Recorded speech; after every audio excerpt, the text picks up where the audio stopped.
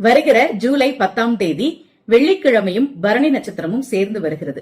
சுக்கிரனுக்குரிய நாளில் சுக்கிரனுக்குரிய நட்சத்திரமும் சேர்ந்து வரக்கூடிய அந்த நாள்ல காலையில 6 மணிலிருந்து 7 மணி வரை உள்ள சுக்கிர ஓரையில நாம் மகாலட்சுமி தாயாரை கனகதாரா ஸ்தோத்திரம் சொல்லி வழிபாடு செய்கிற போது நிச்சயமாக நமக்கு பொருளாதார உயர்வு கிடைக்கும்.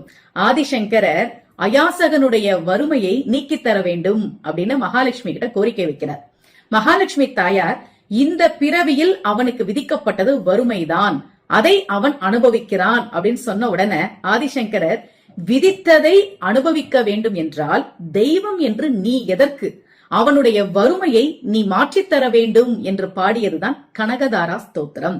கவியரசர் கண்ணதாசன் நிறைய படங்கள் தயாரிச்சு அவருக்கு கடன் பிரச்சனை வந்துருச்சு.